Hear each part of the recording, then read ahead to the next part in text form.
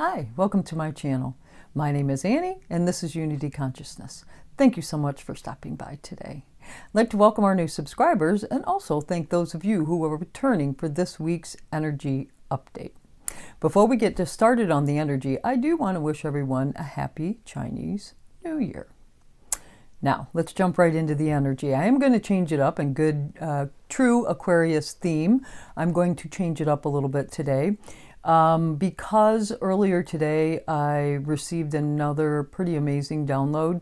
I would like to discuss the astrological components of the week, and then I'm going to read the download that I got that's also relative to this energy. But I wanted to expand on the astrological component before we jump over to the channeling. So anyway, let's jump in. Very powerful week. Crisis points are here. Pretty intense. So on Tuesday of this week, we have fiery, newly re-energized after the Cazimi with the sun and rising back up for a 2-year cycle. Mars is going to enter Aquarius. And then later on Tuesday or early Wednesday, depending on where you live on the planet, he's going to conjunct Pluto, the god of the underworld. Intensity, aggression, drive, raw emotion. This is all coming up and coming to the surface for purpose. These are both of Scorpio's rulers here, Mars and Pluto, and they're here to instigate death and rebirth for the purpose of transformation. And it's going to be taking a very detailed look at our passion, our drive, our focus. It's going to break down barrier within illusions that keep our energy blocked, allowing us not to shine. Also on that day, we have Venus, which is in the sign of Capricorn, is going to sextile Neptune and Pisces. And I have to tell you, on any other week, this is so dreamy. This energy is so dreamy, especially right before, the day before Valentine's Day. It's great for creativity. Let me just say that. It's excellent for creativity. If you're an artist, right on this day hit the studio, because it's a great day for it. However, it's so dreamy and out of touch and illusionary. Given the other energy that surrounds it this week, just be mindful of escapism or looking for, the doggy door exit if things start to heat up a little bit, okay? Or maybe putting the rose-colored glasses on when you really need, Pluto is begging us to see the truth in situations, okay? So just be mindful of that. Then on Friday of this week, we have Venus is going to do what Mars just did. So Venus is going to enter the sign of Aquarius. And then she is going to bump into Pluto shortly thereafter, same day. So these themes of Venus are going to meet Pluto and Aquarius. Haven't felt this energy in 240 some years, right? Okay, so any illusions related to Venus themes, money, relationships, self-worth, those type things that were created to manipulate outcomes, they're going to dissolve. They're going to be brought to the surface so that we can manage them. Then on Sunday of this week, we have the sun entering the sign of Pisces. Love it, love it, love it. The planet of compassion and intuition and healthy detachment is here to offer its bounty to us after what is a very intense week of power dynamics and the disillusionment of illusions. Next week's energy is going to also help us tremendously. We will have the North Node, which is in the sign of Aries, is going to conjunct Chiron in the sign of Aries. This is very healing breakthroughs that lead to that Phoenix rising energy, regenerating yourself, if you will.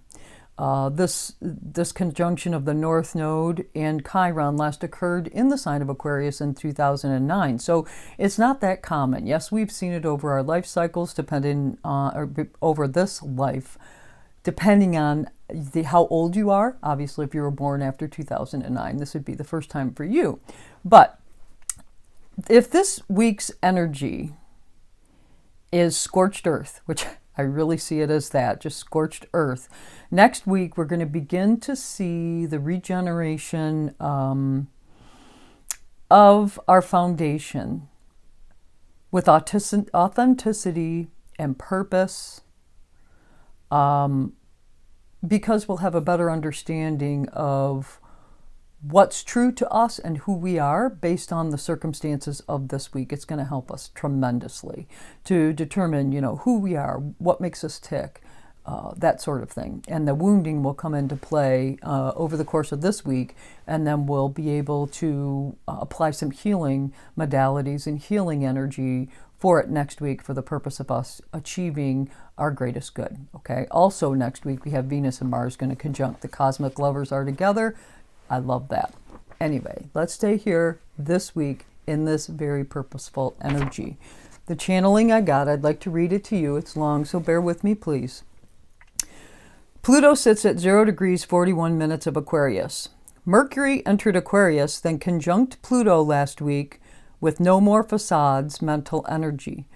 No more compulsive behaviors and manipulation. All of this was brought to the surface.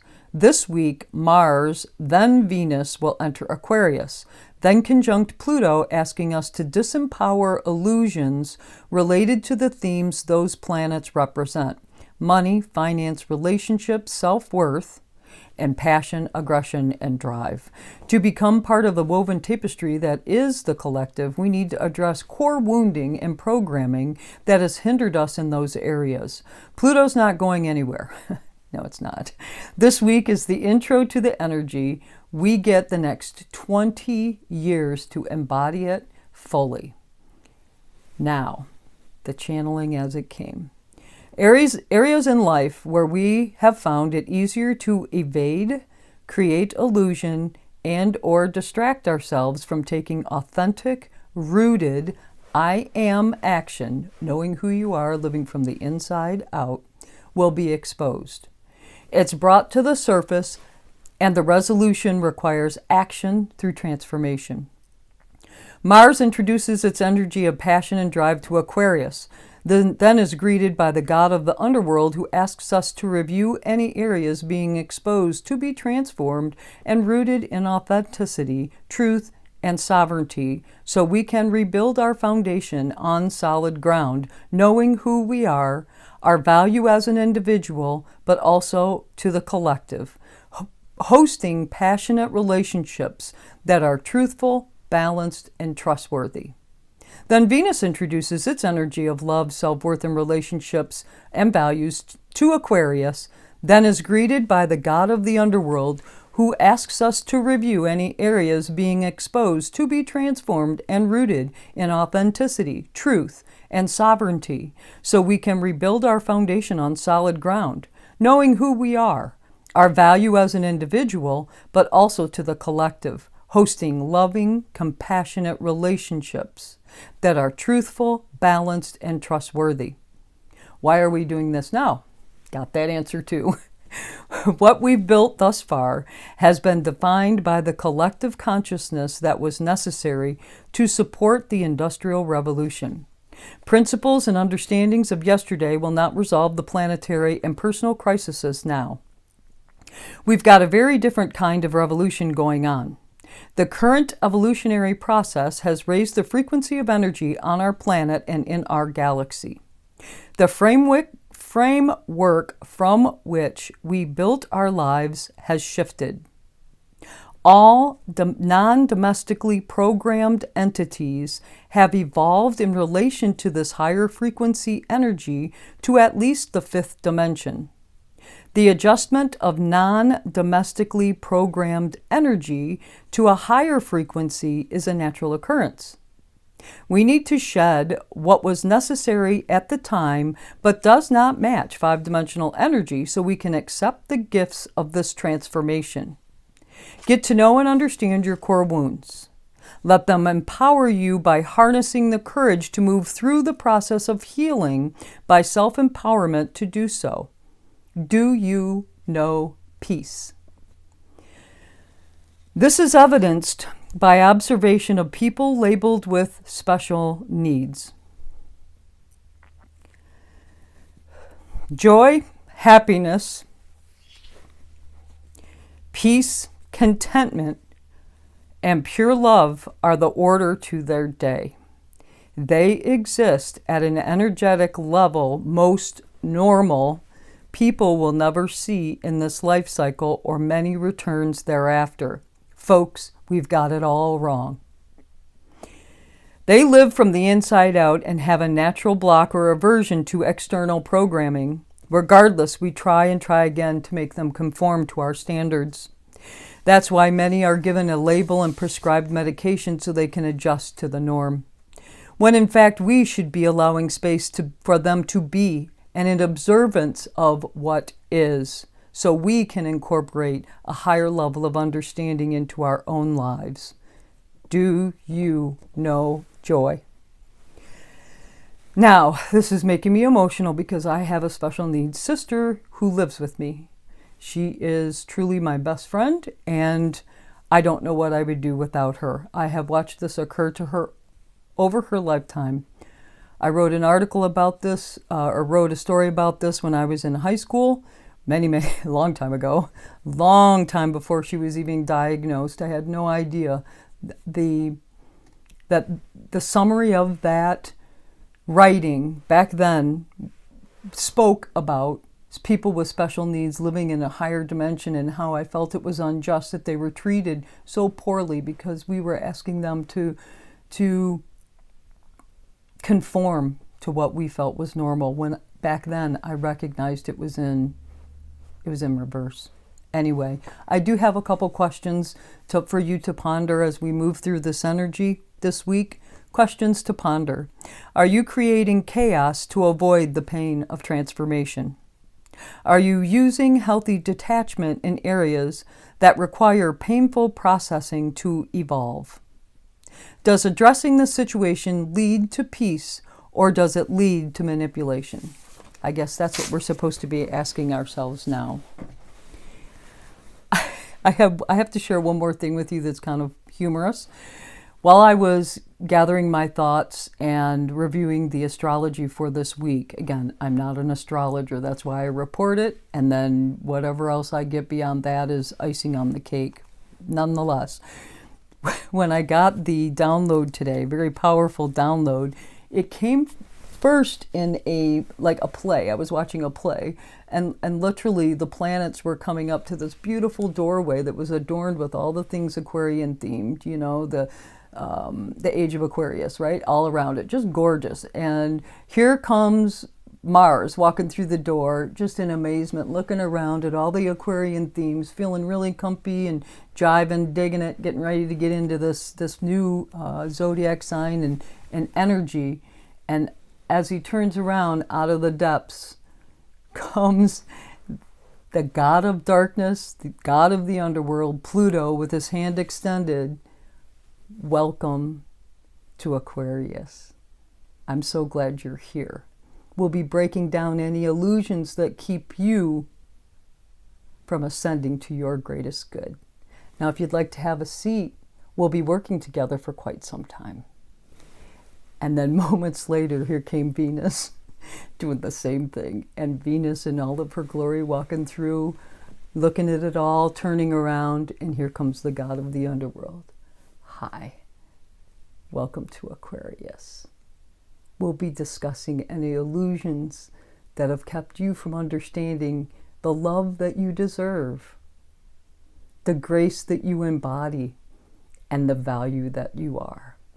Have a seat. We'll be working together for a while. That was quite humorous to me. I had to laugh. Anyway, I did pull a card. Thank you for your patience today in the time. This is also something, boy, you can't make this up. I did use the Dragon Oracle deck, Diana Cooper. I love the Dragon Oracle, and because we're talking Mars, I love the Dragon deck when I'm dealing with Mars energy. So I pulled this out, and this book is organized, not in alphabetic order, but it's organized by dimension.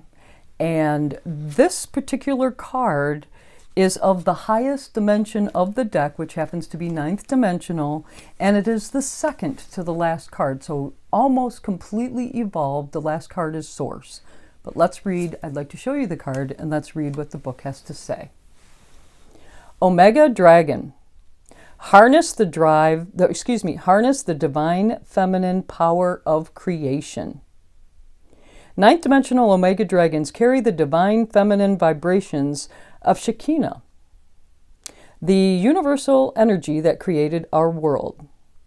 Shekinah is the feminine counterpart of Archangel Metatron's higher light and represents pure creative vision.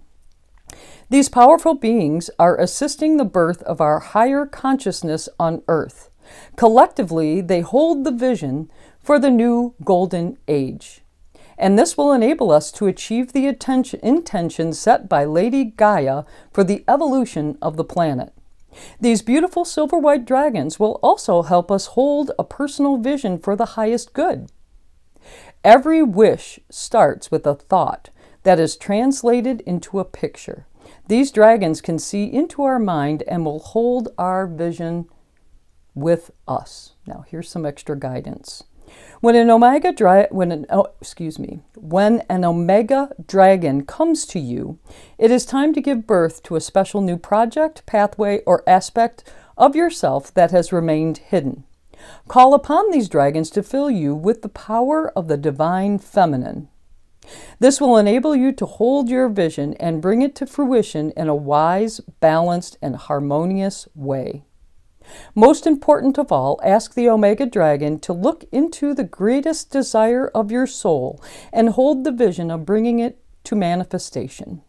These dragons can be any shape or size, so just still your mind and give them permission to merge with your energy.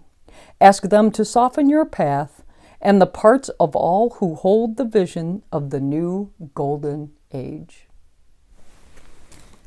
Well, that's all I have for you this week. If you like this video, please do click the like button. If you want to know when videos are being dropped, click the subscribe button. If you want to co-create with me, share this video with someone else. If you have any comments or suggestions, please post them in the comment section below. You know, I always like to hear from you. My day is always better with you in it as well. I hope that you have a fabulous week. It will be tumultuous. It could be a little chaotic, but just know that there's purpose. Namaste.